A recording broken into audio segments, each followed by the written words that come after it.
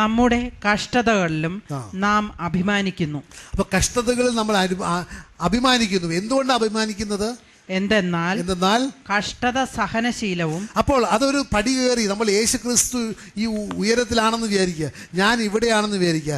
എനിക്ക് ഈ പടി കയറി യേശു ക്രിസ്തുവിലേക്ക്, ആ സ്നേഹത്തിലേക്ക് ഞാൻ ലയിച്ച് ചേരണമെന്നുണ്ടെങ്കിൽ ആ പടികൾ നമ്മൾ ഇങ്ങനെ കയറണം. ആ പടികൾ ഓരോന്ന് പറയുകയാണ്. കഷ്ടത എന്തിലേക്കാ? സഹനശീലത്തിലേക്ക് എന്നെ നയിക്കുന്നു. സഹനശീലം എന്തിലേക്കാണ് നയിക്കുന്നത്? ധൈര്യത്തിലേക്ക് നയിക്കുകയാണ്. ആത്മധൈര്യം എന്നെ ഒരു പ്രത്യാശയിലേക്ക് നയിക്കുകയാണ്. ആ പ്രത്യാശയുടെ യോഗ്യത എന്താണ്? എൻ്റെ ദൈവം എന്നെ സ്നേഹിക്കുന്നുണ്ട്. അപ്പോൾ നമ്മുടെ അറിവ്, നമ്മുടെ മനസ്സിൽ തന്നെ നമ്മൾ അറിഞ്ഞറിഞ്ഞ ആ ഒരു എക്സ്പീരിയൻസിലൂടെ നമ്മൾക്ക് ആ ദൈവത്തിലേക്ക് അടുക്കുവാൻ പറ്റുകയാണ്. അപ്പോൾ ഈ പ്രയാസങ്ങൾ വഴിയാണ് നമ്മൾ ദൈവത്തിൻ്റെ സ്നേഹം മനസ്സിലാക്കുന്നത്. Are you with me? Hallelujah. Hallelujah. പിന്നെ 1 പത്രോസ് 4:12 പറയുന്നുണ്ട്, Beloved, do not think it strange concerning the fiery trial which is to try you, as though some strange thing happened to you. But rejoice to the extent that you partake of Christ's sufferings, that when his glory is revealed, you may also be glad with exceeding joy. പ്രിയപ്പെട്ടവരെ, നിങ്ങളെ പരിശോധിക്കാനായി അഗ്നിപരീക്ഷകൾ ഉണ്ടാകുമ്പോൾ അപ്രതീക്ഷിതമായി എന്തോ സംഭവിച്ചാൽ എന്ന പോലെ പരിഭ്രമിക്കരുത്. ക്രിസ്തുവിൻ്റെ പീഡകളിൽ നിങ്ങൾ പങ്കുകാരാകുന്നതിൽ ആഹ്ലാദിക്കുവിൻ. അവൻ്റെ മഹത്വം വെളിപ്പെടുമ്പോൾ നിങ്ങൾ അത്യധികം ആഹ്ലാദിക്കും. ക്രിസ്തുവിൻ്റെ നാമം നിമിത്തം നിന്ദിക്കപ്പെട്ടാൽ നിങ്ങൾ ഭാഗ്യവാന്മാർ. എന്തെന്നാൽ മഹത്വത്തിൻ്റെ ആത്മാവ്, അതായത് ദൈവാത്മാവ് നിങ്ങളിൽ വസിക്കുന്നു. ഹല്ലേലൂയ.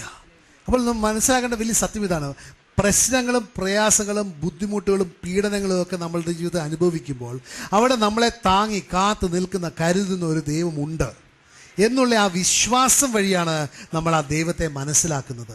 അങ്ങനെ മനസ്സിലാക്കി കഴിയുമ്പോൾ നമ്മൾ നമ്മളെതിരെ വന്നാലും ഞങ്ങൾ മുറുകെ പിടിച്ച് നിൽക്കും.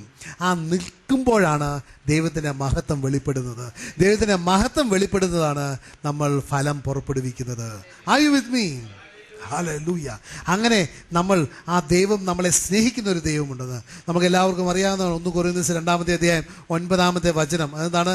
കണ്ണുകൾ കണ്ടിട്ടില്ല, കാതുകൾ കേട്ടിട്ടില്ല, ഹൃദയ മനസ്സ് ഗ്രഹിച്ചിട്ടുമില്ല. ദൈവത്തെ സ്നേഹിക്കുന്നവർക്ക് വേണ്ടി സജ്ജീകരിച്ച് വെച്ചിരിക്കുന്ന കാര്യങ്ങൾ. Hallelujah. The eye has not seen, the ear has not heard, nor has a human heart perceived what God has kept for those who love him. അപ്പോൾ ദൈവത്തെ സ്നേഹിക്കുന്ന വ്യക്തികൾക്ക് എന്തുമാത്രം പ്രത്യാശയുള്ളതെന്നറിയാമോ? കാരണം നമുക്കറിയാം, ഈ താൽക്കാലികമായ ഈ അവസ്ഥകളുടെ അത് കഴിഞ്ഞിട്ട് ഒരു ദൈവം നമുക്ക് വേണ്ടി ഏറ്റവും നല്ലതൊരു കാര്യം ഒരുക്കിയിട്ടുണ്ട്. ഇതെല്ലാം താൽക്കാലികമായി. ഇവിടെ നമ്മൾ ഒരു പ്രശ്നവുമില്ലാതെ ജീവിക്കുകയാണെങ്കിലും അതും താൽക്കാലികമാണ്. പ്രശ്നങ്ങൾ ഉണ്ടെങ്കിലും അതും താൽക്കാലികമാണ്.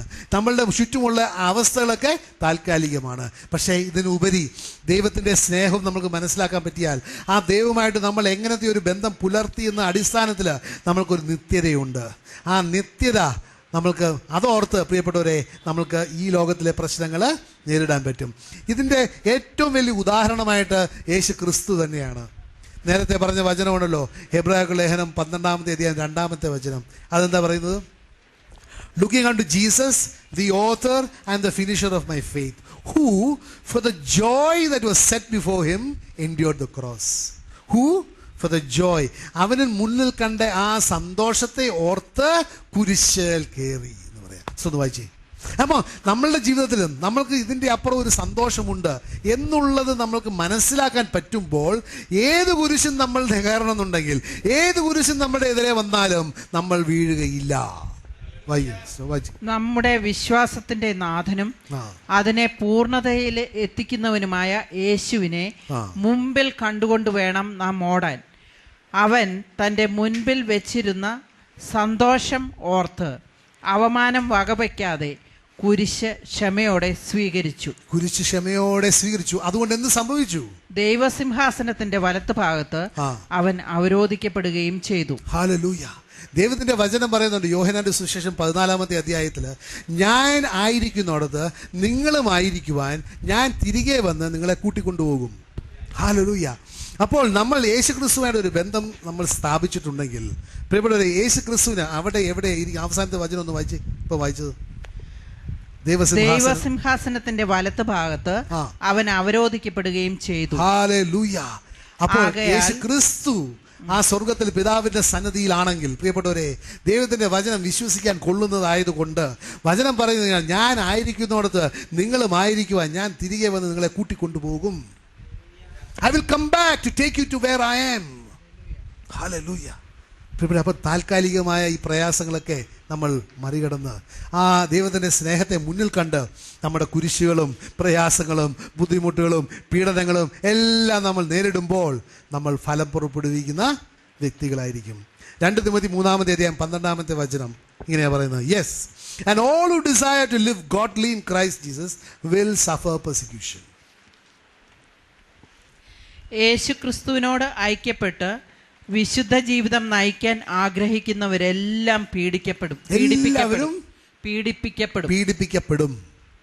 So don't consider it strange എന്നാ ദൈവത്തിന്റെ വചനം പറയുന്നത്. പീഡനങ്ങൾ ഉണ്ടാവുമ്പോൾ നിങ്ങൾ അത്ഭുതപ്പെടരുത്. യേശു ക്രിസ്തുവിനെ അനുഗമിക്കണമെങ്കിൽ ഒരു വില കൊടുക്കേണ്ട വരും. നാട്ടുകാരുടെ ഇടയിലും വീട്ടുകാരുടെ ഇടയിലും കൂട്ടുകാരുടെ ഇടയിലും ഒക്കെ ഒരു വില കൊടുക്കേണ്ട വരും. പക്ഷെ നമ്മൾക്കുള്ള പ്രത്യാശ എന്താണ്? ദൈവത്തിൻ്റെ വചനം പറയുന്നുണ്ട്, that the spirit of glory will rest upon you. ദൈവത്തിൻ്റെ ആത്മാവ് നിന്നിൽ വസിക്കുമെന്നുള്ളത്. That is the greatest promise, my dear brother, my sister. The presence of God. ദൈവത്തിൻ്റെ സാന്നിധ്യം നമ്മുടെ കൂടെ ഉണ്ടായിരിക്കും. പിന്നെ മൂന്നാമത്തെ ഒരു വ്യക്തി, അത് മത്തായിയുടെ സുവിശേഷം 13-ാം വചനത്തിൽ പറയുന്നുണ്ട്, മുള്ളിൻ്റെ ഇടയിൽ വീണതുപോലെയാണ് വ്യക്തി. വായിച്ചേ, മാത്യു 13. വേറെ ചിലത് മുൾച്ചെടികൾക്കിടയിൽ വീണു, മുൾച്ചെടികൾ വളർന്ന് അതിനെ ഞെരുക്കിക്കളഞ്ഞു. ഹല്ലേലൂയ. അപ്പോൾ തീർച്ചയായിട്ടും ഈ വിധക്കാരന് കണ്ണ് പൊട്ടനൊന്നും അല്ലായിരുന്നു, അയാൾക്ക് കാണാമായിരുന്നു. അപ്പോൾ ഇവിടെ പറയുന്നത് മുൾച്ചെടികളുടെ ഇടയിൽ വീണ വിത്ത് പോലെ ആണ് ചില വ്യക്തികളുടെ ഹൃദയങ്ങൾ എന്നാണ് പറയുന്നത്. അത് എന്തുകൊണ്ടാണ് എന്ന് അടുത്തൊരു വചനം പറയുന്നുണ്ട്, 22-ാമത്തെ വചനം. ഒരുവൻ വചനം ശ്രവിക്കുന്നു, എന്നാൽ ലൗകിക വ്യഗ്രതയും ധനത്തിന്റെ ആകർഷണവും വചനത്തെ ഞെരുക്കുകയും അത് ബലശൂന്യമാകുകയും ചെയ്യുന്നു. ഇവനാണ് മുള്ളുകളുടെ ഇടയിൽ വീണ വിത്ത്. അപ്പോൾ മുള്ളുകളുടെ ഇടയിൽ വീണ വിത്ത് എങ്ങനത്തെയാണ്? That the cares and the worries, എന്ന് ഇംഗ്ലീഷ് ഒന്ന് വായിക്കാം. Hallelujah. I'll just read out the English version. Now he who receives seed among the thorns is he who hears a word and the cares of this world. അതൊന്ന്, ഈ ലോകത്തിലെ ഓരോ പ്രശ്നങ്ങൾ,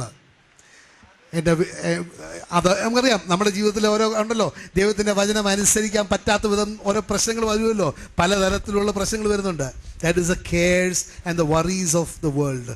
രണ്ടാമത്തത് the deceitfulness of riches, ധനത്തിൻ്റെ ഒരു കബളിപ്പ്. ഈ രണ്ട് കാര്യങ്ങളാണ് ആ മുൾച്ചെടിയുടെ ഇടയിൽ വീണ ആ വിത്തിനെ പോലെ. അങ്ങനെയുള്ളത് ആ ഫലത്തെ ഞെരുക്കിക്കളയുകയാണ്, അല്ലേ?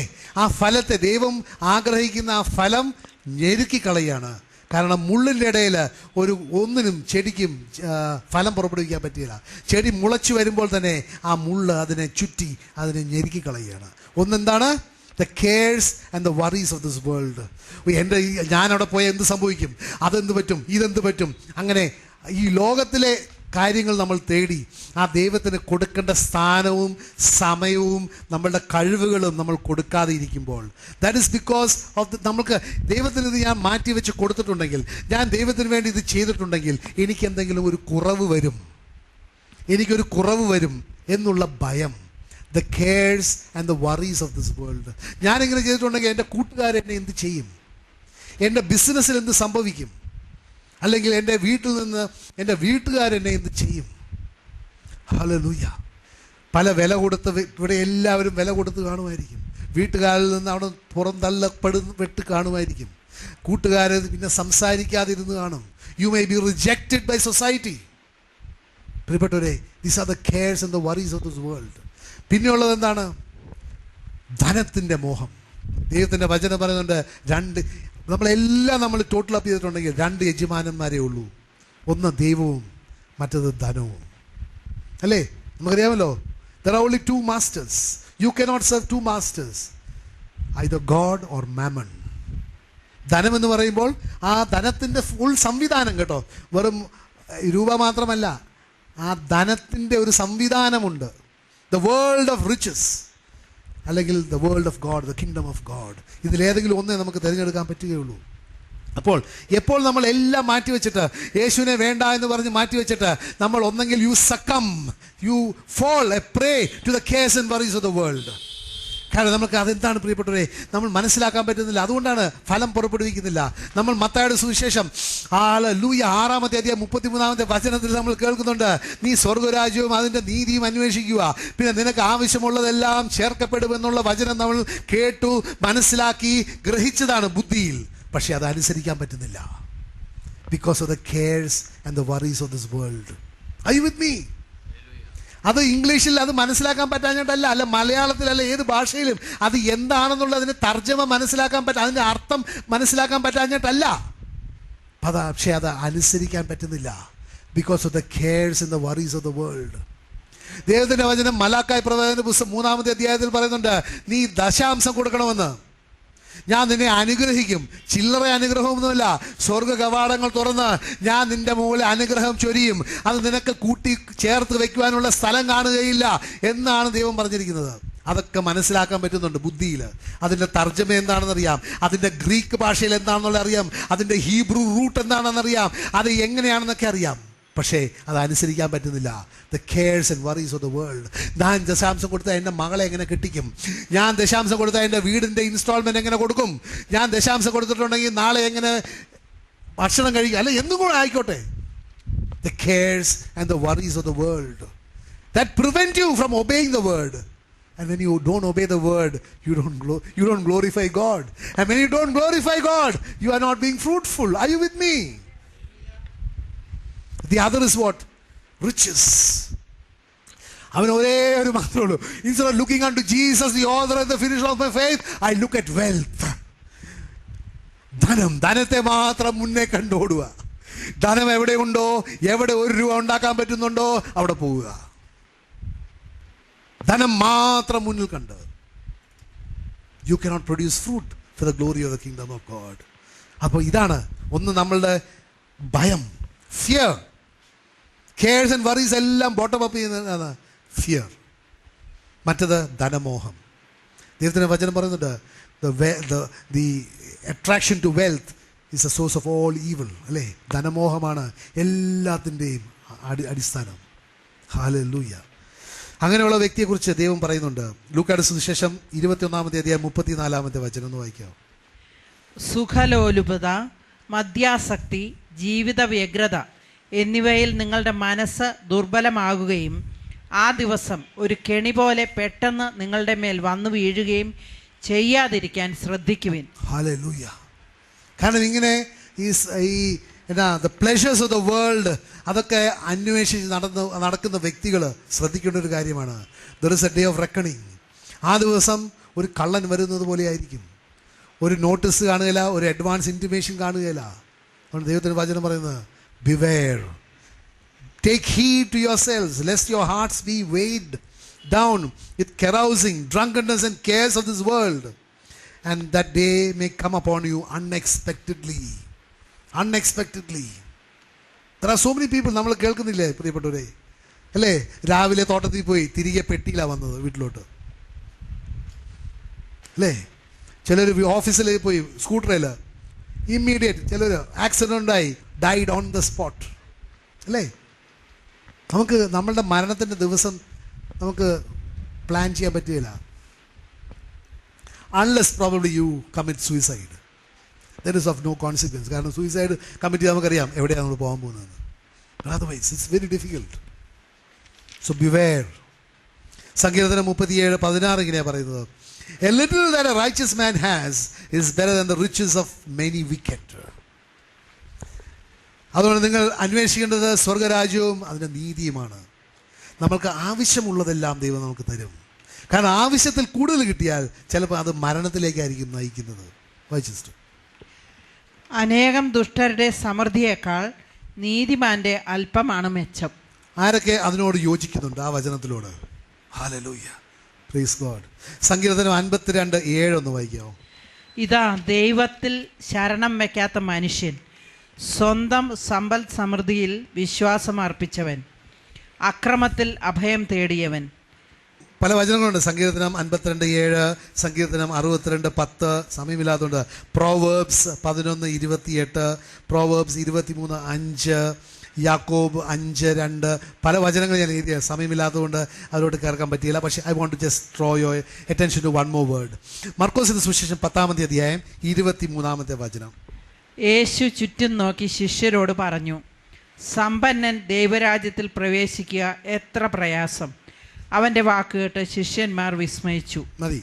അവിടെ യേശുക്രിസ്തു പറയുന്നതാണ്, how difficult it is for a rich man to enter into the kingdom of God. അല്ലേ? ധനവാന് സ്വർഗരാജ്യത്തിൽ പ്രവേശിക്കപ്പെടുക എത്ര ബുദ്ധിമുട്ടാണ്. പിന്നെ ദൈവം പറയുകയാണ്, ആ ബുദ്ധിമുട്ട് നമുക്കൊന്ന് മനസ്സിലാക്കുവാൻ വേണ്ടി ഒരു ഉദാഹരണം തരികയാണ്. എന്താണ്? ഒട്ടകം സൂചിക്കുഴലിൻ്റെ ഇടയിൽ കയറുന്നതിനേക്കാൾ ബുദ്ധിമുട്ടാണ് ധനവാന് സ്വർഗരാജ്യത്തിൽ പ്രവേശിക്കുക. അല്ലേ? അതിനൊക്കെ യോജിക്കുന്ന ആരെങ്കിലും ഉണ്ട്?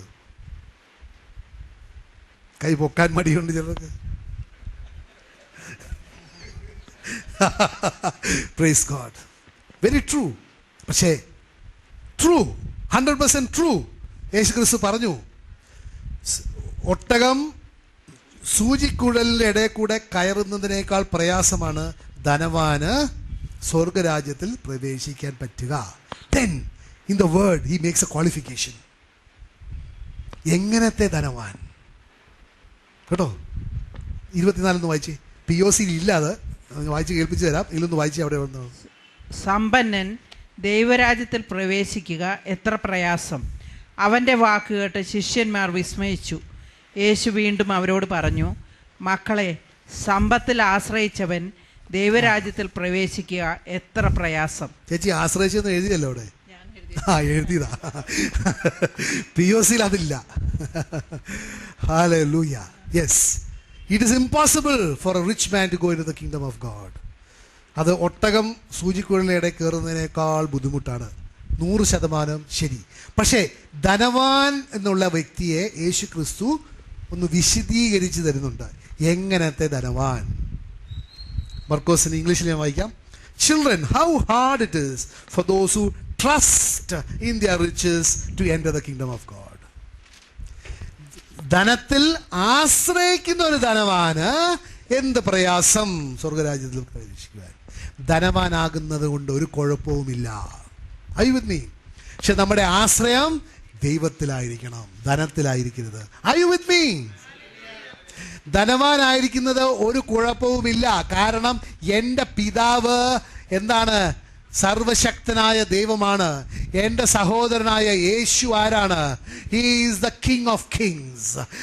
രാജാതി രാജനും കർത്താതി കർത്തനുമാണ്. ഞാൻ ആരാണ്? ഞാനൊരു രാജകുമാരനാണ്. ഒരു രാജകുമാരികളാണ് ഇവിടെ ഇരിക്കുന്നത്. രാജകുമാരനും രാജകുമാരിക്കും പട്ടിണിയല്ല, അവർക്ക് സമൃദ്ധിയാവുള്ളത്. Are you with me? There is nothing wrong. കാരണം പല വ്യക്തികളും ചോദിക്കുന്ന ഒരു ചോദ്യമാണ്, വചനം ഗ്രഹിക്കാൻ പറ്റാത്തത് കൊണ്ടാണ്. നിങ്ങൾ പറയുന്നു നിങ്ങൾ യേശുവിനെ അനുഗമിക്കുന്ന വ്യക്തികളാണ്, പക്ഷെ നിങ്ങളുടെ കാറുണ്ടല്ലോ, വീടുണ്ടല്ലോ, മറ്റതുണ്ടല്ലോ, മറിച്ചതുണ്ടല്ലോ. ഇതെല്ലാം എന്തുകൊണ്ടാണ് നിങ്ങൾ വിറ്റിട്ട് ദരിദ്രർക്ക് കൊടുക്കാത്തത്? പ്രിയപ്പെട്ടവരെ, യേശു ക്രിസ്തു പറയുന്നത് ആ വ്യക്തിയെക്കുറിച്ച് പറഞ്ഞപ്പോൾ അവൻ്റെ ആശ്രയം അവൻ്റെ ധനത്തിലായിരുന്നു. അതുകൊണ്ട് അവനോടാണ് പറഞ്ഞത്, നീ ഉള്ളതൊക്കെ വിറ്റ് ഇറങ്ങി വാടാ. കാരണം നിനക്ക് നിത്യജീവൻ വേണമെന്നുണ്ടെങ്കിൽ നിന്റെ സ്വത്ത് നിന്നെ നാശത്തിലേക്ക് കൊണ്ടുപോവുകയുള്ളൂ. പക്ഷെ നീ നിന്റെ സ്വത്തിനെ അല്ല ആശ്രയിക്കുന്നത്, പക്ഷെ യേശു ക്രിസ്തുവിനെയാണ് ആശ്രയിക്കുന്നതെങ്കിൽ സ്വത്തുണ്ടാകുന്നത് കൊണ്ട് കുഴപ്പമില്ല.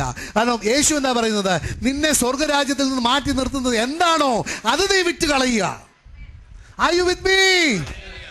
If your wealth is not keeping you away from the kingdom of God, keep your wealth. But if it is your wealth that is keeping you away from God, sell your wealth. Are you with me? That is why God says, what does it profit a man if he gains the whole world but suffers the loss of his own soul? അപ്പോൾ നമ്മൾ വില കൊടുക്കുന്നത് എന്തിനാണ്? സ്വർഗരാജ്യത്തിന്. ആ സ്വർഗരാജ്യത്തിൽ പ്രവേശിക്കുവാൻ എന്നെ പറ്റാത്ത വിധത്തിൽ എന്നെ എന്താണ് തടയുന്നത്? അത് നീ വിൽക്കുക. ചിലപ്പം ധനമാവണമെന്നില്ല, വേറെ എന്തെങ്കിലും ആയിരിക്കും.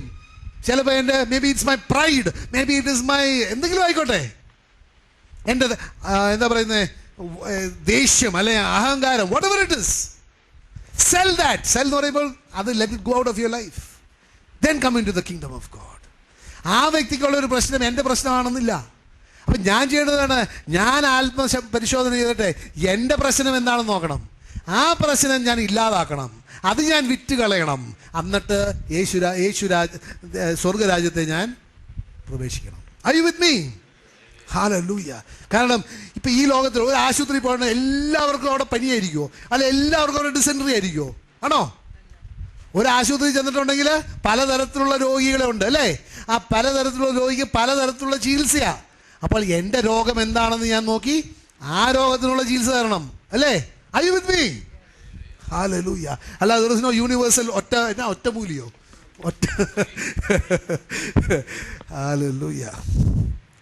പിന്നെ അവസാനമായിട്ട്, സമയമില്ല, നമ്മൾ അവസാനം ആ നല്ല വിത്തിലേക്ക് വരികയാണ്. സിസ്റ്റർ ഒന്ന് വായിക്കാമോ? മാത്യു 13:8.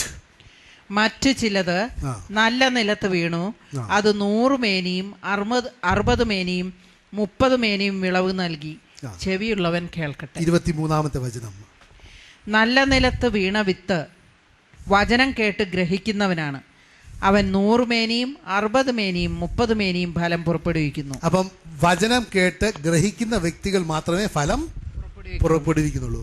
പക്ഷെ എനിക്കൊരു ചോദ്യമുണ്ട്, എന്താണ് ചിലവർ 30, ചിലവർ 60, ചിലവർ 100? അതിൻ്റെ കാരണം എന്താ? ആ വിത്ത് ഒന്ന് BT പറയുന്നത്, ഇപ്പോൾ ബ്രിഞ്ചോൾ എന്നുണ്ടല്ലോ, പുതിയ ബ്രിഞ്ചോൾ, അങ്ങനെ സുപ്പീരിയർ വിത്താണോ അതോ എന്താണ്? സുപ്പീരിയർ വിത്തിൻ്റെ വ്യത്യാസത്തിലാണോ? ചിലത് 30, ചിലത് 60, ചിലത് 100. നിലത്തിൻ്റെ വ്യത്യാസം. വിത്തെല്ലാം ഒന്നാണ്. Praise the Lord, praise God. ഈ 30, 60, 100 പുറപ്പെടുവിക്കുന്നത് എന്തുമാത്രം നമ്മുടെ നേരത്തെ പറഞ്ഞ 1, 2, 3 കാറ്റഗറി ഉണ്ടല്ലോ.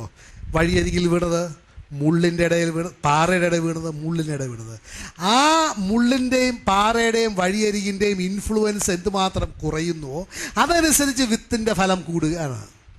അപ്പോൾ എൻ്റെ ജീവിതത്തിൽ ഞാൻ കുറച്ച് മാത്രമേ പാറപ്പുറത്തുള്ളത് മാറ്റിയിട്ടുള്ളൂ, കുറച്ച് മാത്രമേ മുള്ളിൻ്റെ മാറ്റിയിട്ടുള്ളൂ, കുറച്ച് മാത്രമേ വഴിയരികിൽ മാറ്റിയിട്ടുള്ളൂ എങ്കിൽ ഫലം 30 മാത്രമേ കാണുകയുള്ളൂ.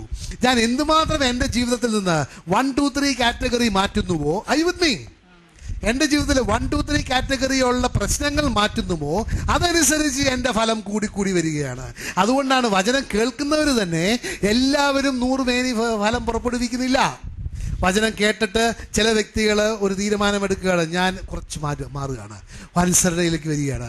ആ വരുന്നതിൻ്റെ അളവനുസരിച്ച് ഫലം കൂടുകയാണ്. അയ്യുദ്ധി അപ്പോൾ പൂർണ്ണമായിട്ട് 1, 2, 3 കാറ്റഗറി നമ്മൾ എപ്പോൾ മാറ്റിക്കളയുന്നുവോ അപ്പോൾ നമ്മൾ 100 മേനി ഫലം പുറപ്പെടുവിക്കും. ആക്ച്വലി 100 മേനി എന്ന് പറയുന്നത് I personally feel it is not the quantity. എന്ന് പറഞ്ഞാൽ 100 കിലോ, ഒരാൾ 30 കിലോ, വേറെ ആൾ 60 കിലോ, വേറെ ആൾ 100 കിലോ അല്ല. It is my potential to yield. അയ്യുദ്ധി ഓരോരുത്തരുടെയും കഴിവുകൾ വ്യത്യാസമാണ് അല്ലേ? അപ്പം എൻ്റെ പൊട്ടൻഷ്യലിൻ്റെ 30%, എൻ്റെ പൊട്ടൻഷ്യലിൻ്റെ 60%, എൻ്റെ പൊട്ടൻഷ്യലിൻ്റെ 100% ഞാൻ ഈൽഡ് ചെയ്യുകയാണ്. അയ്യുദ്ധി കാരണം ദൈവം ഒരാൾക്ക് 5 താലന്ത് കൊടുത്തു, അവൻ്റെ പൊട്ടൻഷ്യൽ 5 താലന്റ് ആയിരുന്നു. വേറെ വ്യക്തിക്ക് 2 താലന്ത് കൊടുത്തു, മറ്റൊരാൾക്ക് 1 താലന്ത് കൊടുത്തു അല്ലേ? അയ്യുദ്ധി അപ്പോൾ നമ്മൾ ഫലം പുറപ്പെടുവിക്കേണ്ടത് നമ്മളുടെ പൊട്ടൻഷ്യൽ അനുസരിച്ചാണ്. അപ്പോൾ എന്തുമാത്രം നമ്മൾ ആ 1, 2, 3 കാറ്റഗറി, 1 എന്തായിരുന്നു? വഴിയരിക്, 2 എന്തായിരുന്നു? പാറ, 3 ഏതായിരുന്നു? മുള്ള്. അങ്ങനെയുള്ള സ്ഥലങ്ങളിൽ ഉള്ള ആ ഇൻഫ്ലുവൻസ് എൻ്റെ ജീവിതത്തിൽ നിന്ന് എടുത്ത് മാറ്റിക്കളയുമ്പോൾ എൻ്റെ എൻ്റെ പൊട്ടൻഷ്യൽ അനുസരിച്ച് 30-ൽ നിന്ന് ഞാൻ 60-ലേക്ക് വരും, 60-ൽ നിന്ന് ഞാൻ 100% ഫ്രൂട്ട്ഫുൾനെസ്സിലേക്ക് ഞാൻ വരും. I with me? അതുകൊണ്ടാണ് ദൈവത്തിൻ്റെ വചനം യോശുവ പ്രവാചകന്റെ പുസ്തകം 1-ാമത്തെ അധ്യായം 8-ാമത്തെ വചനം ദൈവം പറയുകയാണ്, നിങ്ങൾ ദൈവത്തിൻ്റെ വചനം അനുസരിച്ച് ജീവിക്കുകയാണെങ്കിൽ നമ്മളുടെ അനുഗ്രഹമൊക്കെ ദൈവത്തിൻ്റെ വചനത്തിലാണ് പ്രിയപ്പെട്ടവരെ. അനുഗ്രഹം ദൈവത്തിൻ്റെ വചനമാണ്. ആ അനുഗ്രഹം നമ്മൾ അനുഭവിക്കണമെന്നുണ്ടെങ്കിൽ ദൈവത്തിൻ്റെ വചനം അനുസരിക്കണം. അനുസരണയുടെ അളവനുസരിച്ചിരിക്കും നമ്മൾക്ക് അനുഗ്രഹങ്ങൾ അനുഭവിക്കുവാൻ പറ്റുക. അനുഗ്രഹങ്ങളൊന്നും മാറുന്നില്ല, വചനമെല്ലാം സെയിമാണ്. പക്ഷേ നമ്മൾ എന്തുമാത്രം അത് അനുസരിക്കുന്നുവോ അതനുസരിച്ച് അതിൻ്റെ ഫലം നമ്മൾക്ക് അനുഭവിക്കാൻ പറ്റും. വായിച്ച് ജോഷുവ 1:8. ന്യായപ്രമാണ ഗ്രന്ഥം എപ്പോഴും നിന്റെ ആദരത്തിൽ ഉണ്ടായിരിക്കണം. അതിൽ എഴുതിയിരിക്കുന്നതെല്ലാം പാലിക്കാൻ നീ ശ്രദ്ധിക്കണം. അതിനെക്കുറിച്ച് രാവും പകലും ധ്യാനിക്കണം. അപ്പോൾ നീ അഭിവൃദ്ധി പ്രാപിക്കുകയും വിജയം വരിക്കുകയും ചെയ്യും. അടുത്ത വചനം വായിക്കുക. ശക്തനും ധീരനുമായിരിക്കണമെന്നും ഭയപ്പെടുകയോ പരിഭ്രമിക്കുകയോ ചെയ്യരുതെന്നും നിന്നോട് ഞാൻ കൽപ്പിച്ചിട്ടില്ലയോ? നിന്റെ ദൈവമായ കർത്താവ് നീ പോകുന്നിടത്തെല്ലാം നിന്നോട് കൂടെ. കാരണം എന്റെ കൂടെ ഉള്ളത് അവന്റെ വചനമാണ്. അപ്പൊ ദൈവത്തിന്റെ വചനം പറയാണ്, നീ പേടിക്കേണ്ട ആവശ്യമില്ല, നീ പോകുന്നിടത്തൊക്കെ ഞാൻ നിന്റെ കൂടെ ഉണ്ട്. I am Emmanuel for you because my word goes with you. സങ്കീർത്തനം 1-2-3 വചനങ്ങൾ ഒന്ന് വായിച്ചേ. അവിടെയും പറയുന്നുണ്ട്, അവന്റെ ആനന്ദം കർത്താവിന്റെ നിയമത്തിലാണ്. ഒന്ന് പറഞ്ഞേ, എന്റെ ആനന്ദം കർത്താവിന്റെ നിയമത്തിലാണെന്ന്. എന്റെ ആനന്ദം കർത്താവിന്റെ നിയമത്തിലാണ്. ഹല്ലേലൂയ. വായിക്കേ. രാവും പകലും അവൻ അതിനെക്കുറിച്ച് ധ്യാനിക്കുന്നു. ഹല്ലേലൂയ. നീർച്ചാലിനരികെ നട്ടതും യഥാകാലം ഫലം തരുന്നതും ഇല കൊഴിയാത്തതുമായ വൃക്ഷം പോലെയാണ് അവൻ. അവന്റെ പ്രവൃത്തികൾ സഫലമാകുന്നു. Hallelujah. There is a fruitfulness. ഫലം. കാരണം എന്താ? ദൈവമാകുന്ന നീർച്ചാലിന്റെ സൈഡിലാണ് നമ്മൾ ജീവിക്കുന്നത്. വചനത്തിന്റെ സൈഡിലാണ്, വചനത്തെ ആശ്രയിച്ചാണ് നമ്മൾ ജീവിക്കുന്നത്. അപ്പോൾ നമ്മൾ 100 മേനി ഫലം പുറപ്പെടുവിക്കും. ഇപ്പോൾ നമ്മൾ മനസ്സിലാക്കിയല്ലോ, ദൈവത്തിന്റെ വചനം നമ്മളുടെ ജീവിതത്തിലെ വിത്താണ്. അത് ഫലം പുറപ്പെടുവിക്കണമെന്നുണ്ടെങ്കിൽ അത് നമ്മൾ മനസ്സിലാക്കി അനുസരിക്കണം. അല്ലാതെ നമ്മൾ വഴിയരികിൽ വീണ വിത്ത് പോലെ, അല്ലെങ്കിൽ പാറമേൽ വീണ വിത്ത് പോലെ, അല്ലെങ്കിൽ മുൾച്ചെടികളുടെ ഇടയിൽ വീണ വിത്ത് പോലെ ആകരുത്. അതിനുപരി നമ്മൾ പൂർണ്ണമായിട്ട് ദൈവത്തിന് തന്നെ നമ്മുടെ ജീവിതങ്ങൾ സമർപ്പിച്ച് ദൈവത്തിൻ്റെ ആ മഹത്വത്തിന് വേണ്ടി നമ്മൾ ഫലം പുറപ്പെടുവിക്കണം. അപ്പോൾ ദൈവം നമ്മളെ സൃഷ്ടിച്ച ആ പ്രവൃത്തി, അല്ലെങ്കിൽ ആ ദൈവത്തിൻ്റെ ആ ഹിതം നമ്മളിൽ നിറവേറും. That is we have been created for the glory of God. ദൈവത്തിൻ്റെ മഹത്വത്തിന് വേണ്ടിയാണ് ദൈവം നമ്മളെ ഓരോരുത്തരെയും സൃഷ്ടിച്ചത്. ഹല്ലേലൂയ. സോ നിങ്ങൾ ഈ വചനങ്ങൾ നേരത്തെ കേട്ടതാണ്. എങ്കിലും പ്രിയപ്പെട്ടവരെ, നമ്മൾ ആ ഫലം പുറപ്പെടുവിക്കാനായിട്ട് I pray that we will grow from the 30-fold into the 60-fold, and from the 60-fold into the 100-fold. 100% fruitful for the glory of the kingdom of God. Hallelujah.